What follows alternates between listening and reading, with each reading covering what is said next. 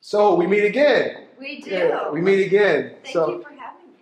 Right. So, you're from Canfield. I don't even like that you're from Canfield. I'm a Poland guy. So, I know, right. So tell us your name. My name's Alexandra Butta. Okay. And what's something that we should know about you from your childhood? From my childhood? Yes. I had a great childhood. I mean, I was always an active kid.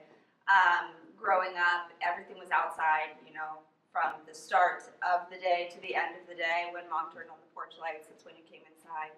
I have one older sister, Lindsay, and she's unfortunately far away, but she and I were close growing up, and normal Canfield. Okay. I don't know what it's like to live in Canfield because, I lived in Poland. So, yeah.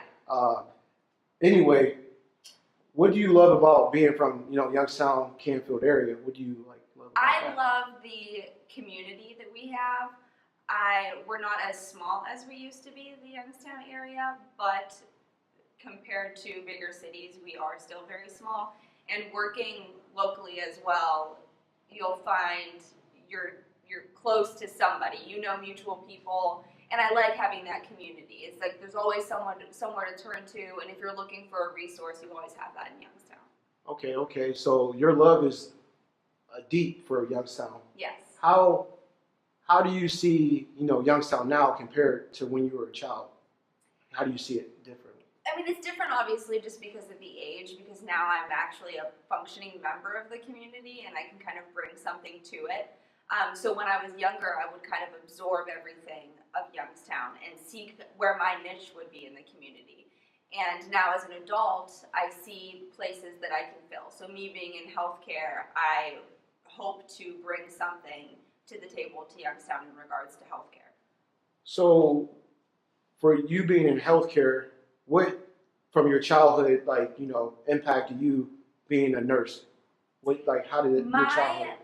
I didn't actually have an instinct to become a nurse. I have a very caring personality, and others saw that in me. It was actually my mom who, I was struggling at the end of high school. What do I want to do? I didn't really have a dying passion for anything, and so it was actually other adults around me that said, we see this in your personality, and we think it relates a lot to the caring, compassionate personality of a nurse. So I just kind of put my trust in those around me, and I ended up where I was supposed to be. Okay, you say you're a big swimmer, right? Yes. Or you were a swimmer. Yes. And I just tell us what you how'd you get inspired by swimming, or where did it start? How did you get involved with swimming? Yeah, swimming actually is a main theme of my life, not just the sport, but being, an athlete, the competition, the motivation, the goals, that's been underlying. But I started swimming when I was 5. I swim at Boardman Swim Club. And it was just the closest swim club to my home when we moved here. And 4 years old, I started in the summers. And then the older I got, the more competitive I got. And it always helps when you're good at something too. So that adds to motivation and passion to it. So I swam through the summers, and then I started swimming YSU Penguins, recreation swimming year round. Right. And then starting at Canfield High School swimming. And it isn't, being an athlete, it's fun with the community, but it's also extremely difficult. So I thought that I was going to be done. I was like, high school's over, I'm done swimming. But someone tells you that you can continue that in college, and you don't want to turn it down. So I wouldn't change my college experience was different from most people. You don't have time to. There wasn't anything as partying. There wasn't that, but I wouldn't change it for anything. Okay.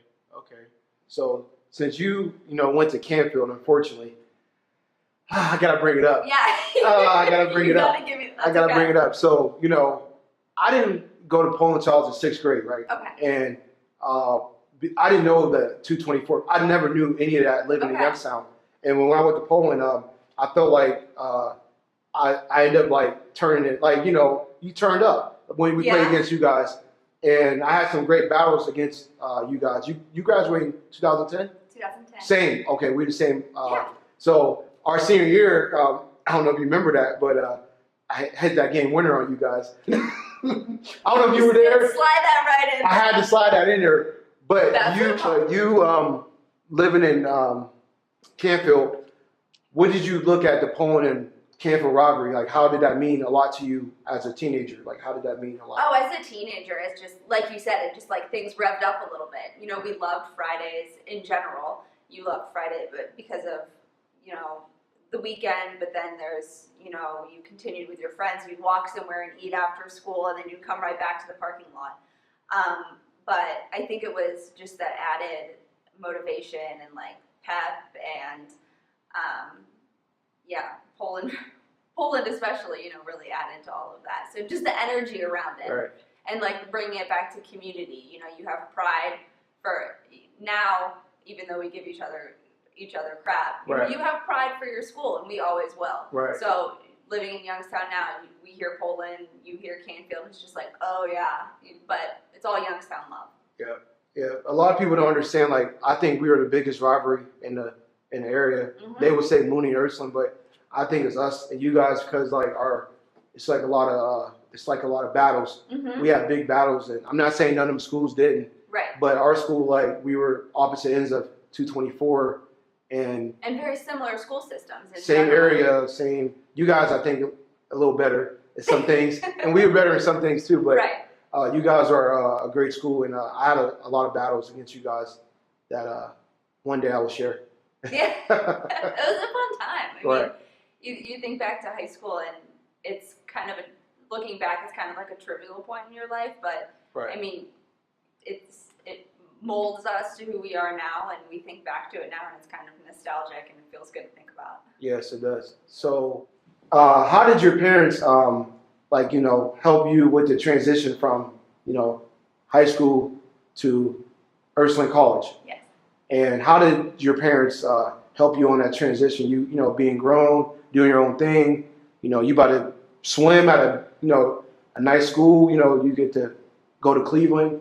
Yeah. So you move an hour away, hour 15. How did your parents help you?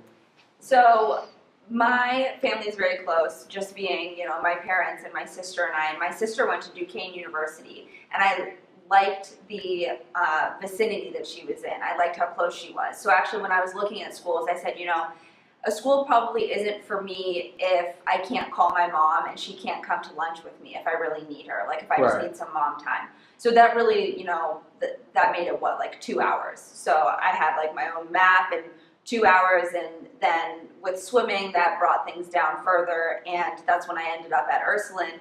And my family being very close, it was hard because we know the value of going away for school. It helps someone grow, but we didn't want to be too far. So my parents kind of, although they wanted me to stay, and I mean, all my friends went to YSU. I was the only one in my group of friends that went anywhere outside of Youngstown.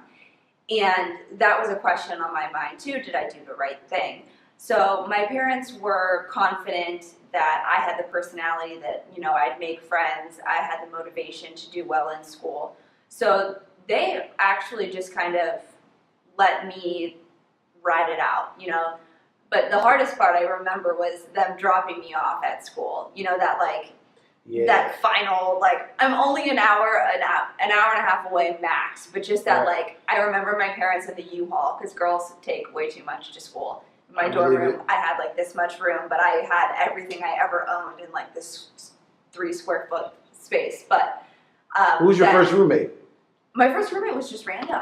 Okay. It was just a random person. So that was kind of nerve-wracking to begin with, but I'm probably over the top personality, so I wasn't worried about that actually. I was like, oh cool, new friend, and she can't leave me because we're in the same room.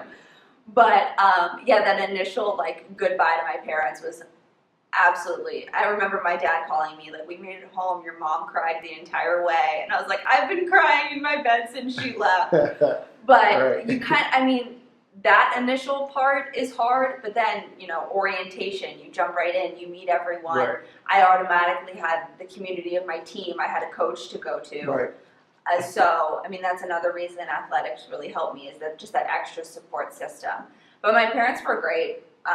They always have been. You know, everything that I went through, I can, you know, show my flaws to them. I can voice concerns. I don't have to be 100% for them all the time. And if I can only be 80, they're the extra 20 for me. So Right. It's always been good. Right. I can relate to you about that because I went to Bethany College Okay. my first semester of like outside of like when we left school, Mm-hmm. and my mom and dad came and and my friend came and I was crying. Yeah. I forgot about that day till you just brought it up, but I remember that day when I was with my roommate. His name was Sam. He's from West Virginia. Okay. Remember I told you Yes. I had a friend. Some Morgantown love. Yeah, Morgantown. Outside of Morgantown, but he's from Monaga, somewhere over there. But that first day though, it was like one of those days that like it was rough. I was crying, and I don't ever cry like that unless it's like about something I need to cry about. But it was just I cried, and I was like, man, my mom, and I don't even know my dad why I cry about him, but my mom, I was crying about her. Yeah, it's that pivotal.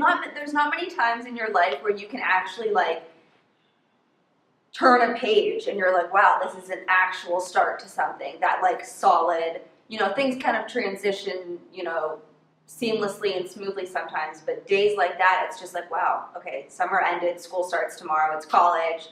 It's like the start of a new chapter. It's for real, yeah. So I can relate to you when it comes, you know, and I play basketball, so I can relate to you when you, that's how I got through those first weeks or couple weeks is my teammates and my roommates. So, and the distraction of practices and stuff, you know what I mean? Schedule all day. Like they don't understand like what athletes, they don't even have a clue. Yeah, it was way more than a full-time job. So, yes. The next thing I wanted to know was like, what was some like muses, inspiration, or people you know were influenced by, you know, growing up or whatever? Like who were your top influences? Like ever history. People, you get asked that a lot, or like just like conversations with friends, or if you're on like a first date or something, people will ask you, you know, if you could have dinner with one person, and you know, who inspires you or who do you look at? And I look up to a lot of well-known people, as far as, you know, whether they be professional athletes or, you know, fitness people that I look at now, or I love to cook, whether they're like professional chefs, anything of the sort. But I've always been more of like a small scale person. So, and try and like keep myself grounded and in reality. So my answer to that is more like my parents. My father's an extremely hard worker. And what did you learn from that though? Like, what did you? Like, it pays off. I mean, my dad came from not much in West Virginia, and he's built, I mean, he has multiple college degrees, he's built a company, he's an extremely hard worker, but he's also dad. I mean, he's the guy, no matter what, have I told you how beautiful you are today? And like, he's, you know, he's just still dad, but he's a successful person and someone to look up to on a lot of levels. My mom is a very giving person, in that not that her life ended, but she gave herself to my sister and I. So that's something that I look up to. So I think that I kind of just pick real life, everyday people that hold up morals and values that I admire, and I follow what they would do. And those have been my inspirations. So what's like a favorite like quote you go by? Like what's something, you know, you live by?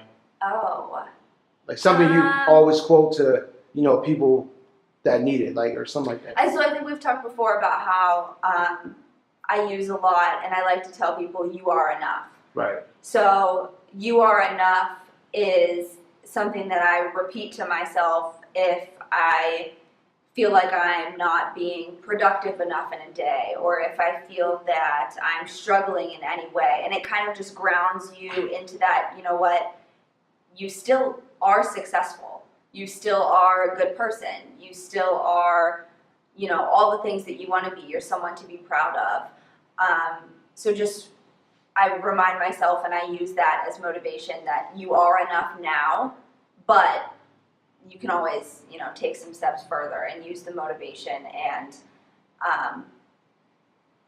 perseverance that you have to be more, but you're still good where you are.